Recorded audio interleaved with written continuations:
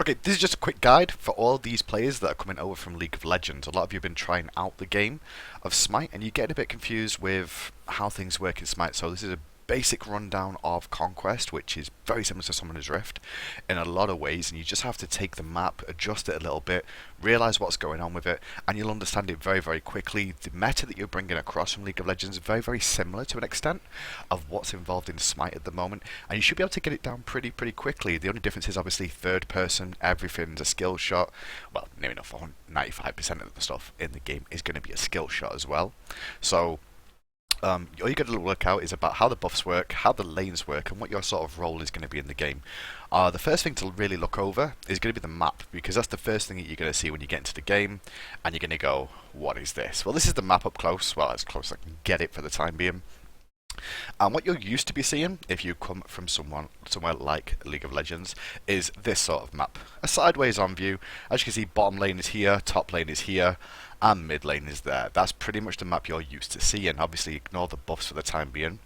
But the first thing we need to understand is, how do I know this is bottom lane and this is top lane? Well, we're going to put the map back to normal, as we'll do in Smite. And the way you find that out is because the Gold Fury, which in its essence is just a dragon, it's the same as a dragon in League of Legends, is on this side of the map. So you'll always go, if you're in the duo lane, into this longer lane.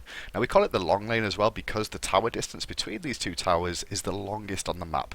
So the longest lane generally has the two people in it, and it's also on the side of the Gold Fury. There's chances where the map will flip on you and it'll look like this, technically, with the towers facing the other way, and then you'd be going to the right hand side instead of the left.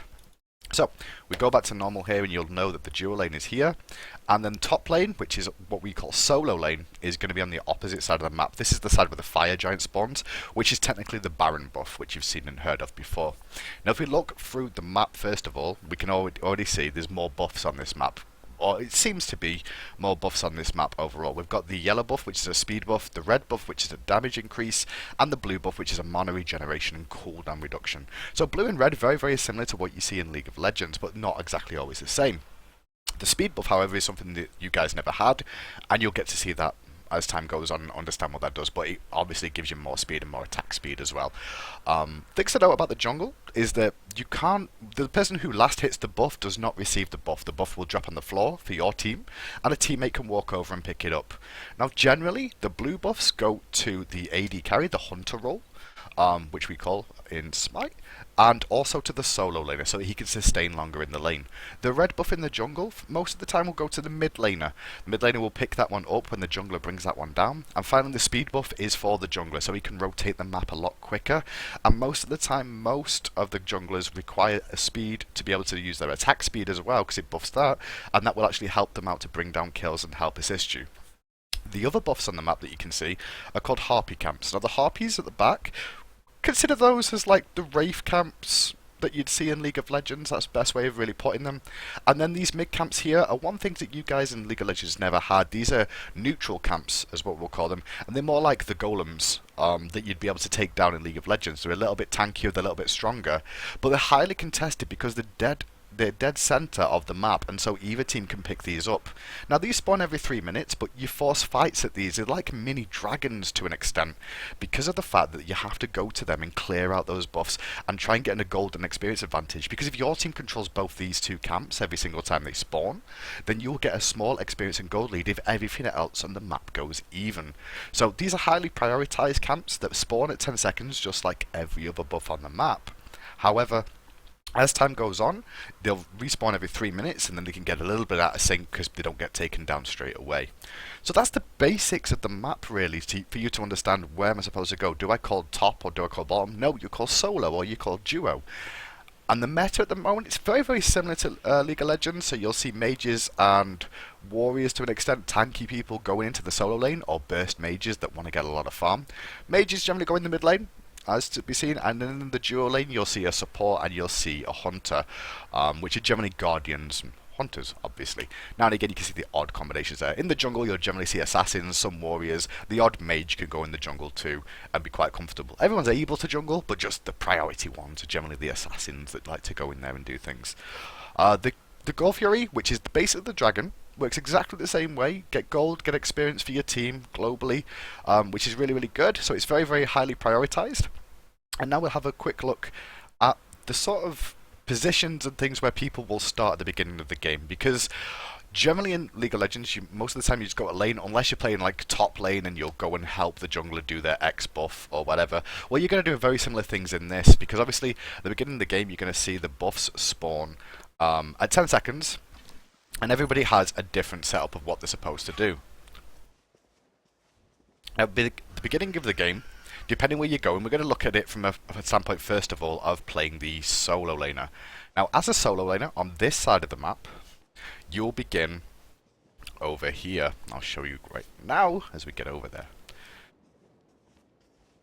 So, as a solo laner, the jungler starts in the solo lane side all the time to assist the solo laner in the first few levels, just to give him enough experience to clear his whole jungle and hit magical level 5, which is where he'll get his ultimate. And that's the same sort of thing from the start. So, mid harpies on the right hand side is always the one that your team will take. You will always hit the mid harpies on the right. These ones, because you're on the right hand side of the map at the start. Obviously you always look to the right harpies, they're the ones that your team will effectively take at the start. This is like a global agreement from everybody playing. You'll always look for the right hand side camp. Why is this? Well, the mid laner will always come to get the golden experience from this, to guarantee them that they'll reach level 2 quicker in the mid lane.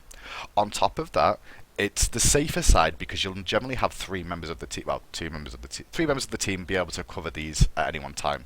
So the solo laner will be here, the mid laner and the jungler to an extent will be around these camps to take them down. After that camp does go down, generally your jungler should be doing the red buff around here, and then he would have dropped that, come over and help you with the blue buff.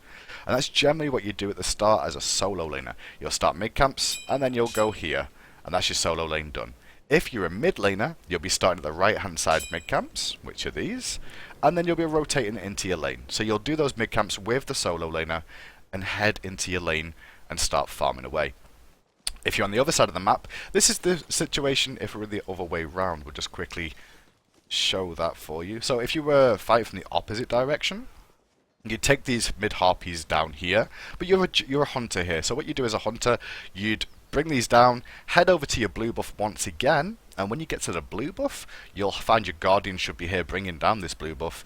You'll take this buff down, and once this buff's gone, you'll go into your lane and start farming as usual. Mid laners pretty much, they'll take the harpies, go into mid lane and start farming. Jungle routes are slightly different, but the jungler always wants to start on the same side as the solo laner. Just to be clear, you want to always start on the same side as the solo laner, just because he's going to need help in the early levels to get himself situated. At the same time as the jungler always needs experience to make sure that he'll, like I said, hit level 5 for his ultimate by the time he's done a full jungle clear. Now, you generally want to see the 1 minute 30 wave is the wave that the jungler rotates out of the lane. He'll stay for the 1 minute 30 wave that arrives. When that wave's cleared, if he rotates through his jungle and clears all the other camps that are available to him, like the back harpies and his speed buff, then he will hit level 5 and be ready to gank and go aggressive with his ultimate available. Obviously invasions and things like that can happen, but that's generally the gist of the basics of Smite and what the transition is from League of Legends. The only other thing to really mention is in the duo lane, you're going to see a Guardian. Now, the Guardian role that you're going to see on your screen is a support, but it's not the support that you've seen from League of Legends. League of Legends supports generally sit in lane for the majority of the game to protect the hunter or the AD carry, as you guys call it, for as long as possible and make sure they get the farming experience they need. Well, in Smite it's slightly different. A Guardian at the support role is generally a second jungler. They'll stay in lane for the first few levels, round about level 4, because by the time they hit level 4, mid harpy should be spawning for that first fight, which we said is very, very important. And then once they do hit that level 4, they'll start rotating around more and almost being a second jungler supporting all the lanes. But his priority sense in the jungler-esque role is to become the frontline tank for his team, so build items to get tankier, at the same time as make sure he wards for his team, as well as make sure his priority when he's in the jungle doing stuff and rotating around the map is to protect that AD carry or the hunter in the duo lane. So he'll eccentrically stay that side of the map as long as possible. And that's generally that role. Gods that go in the roles, like I said, very, very similar to what you'll see in League of Legends. These are just the crisp basics. I mean, if you want to look out for gods that are really simple to play, there is plenty of other information there, but I know a lot of people come to the game and they get their mind blown about where they're supposed to position on the map, how they're supposed to start the map off. There is other information out there about that, but just understand the basics of what these buffs do. Blue buff generally goes to solo laners and to the hunters. Give them sustain, give them a little bit of cooldown reduction too, so they'll be able to push their lanes in and keep farming as long as possible. The red buff in the jungle generally goes to the mid lane mage because he's got nothing else to do, and the speed buff generally goes to the jungler. All the other camps in the map are just a golden experience, other than the Gold Fury, which is technically a dragon, and other than the Fire Giant, which spawns about the same time and is like a Baron basically. So Baron's the big objective on the map. Towers work exactly the same way. You bring down a tower, get some golden experience, bring down a tier 2. The tier 1 towers that you can see on the map straight across, we'll just bring that up on your screen now so you can see it. The tier 1 towers on the map right now, they're worth 100 gold per person on your team. These towers, the second tier towers, they're worth 300 gold per person on your team. And then obviously Phoenixes spawn what you'd call super minions, what we call Fire Nation minions, that will push down the lane and put extra pressure on to start attacking the Titan, which is the end boss. Now remember, the Nexus, as you would call it, actually attacks you back now and will kick your ass if you try and do it solo. So you actually have to have some minions with you or some teammates to help bring it down, albeit at a stage of the game. One thing to note about the Titan as well, which is different to the Nexus in League of Legends, is the fact that it's actually got a HP bar that can decrease based off how many towers you've brought down in the game. So if you single-handedly just push one lane in and go for the Titan, well, you're going to find that Titan's got a lot of health when you actually get there because all these towers are still standing. If you bring down those other towers too, his HP bar will decrease and you will be able to end it quicker. Other things of note is the VGS system, which is one thing we have in Smite as well. This is a lot like your commands that you have, but we've got a lot more of them. These commands are to communicate with your team effectively. Now you want to try and learn the basics of these ones. There's so many of them, so don't worry too much about getting confused, but things like enemy missing left, enemy missing middle, enemy missing right, enemy missing. They're the simple ones of like enemy missing, then you've got attack the Gold Fury.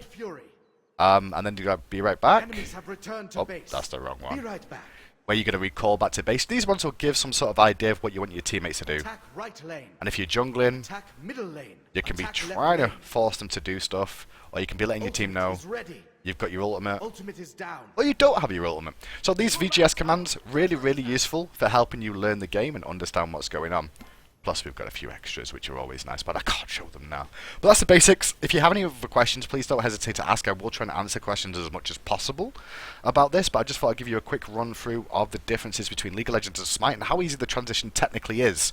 God-wise, you'll understand when you get into the game which gods are supposed to go in which role, but it's kind of obvious, you know, duo lane, you want a Guardian and a Hunter, mid lane, a Mage, solo lane, someone tanky or someone very good late-game Mage-like, and then in the jungle you want something like an Assassin. That's a quick guide from me.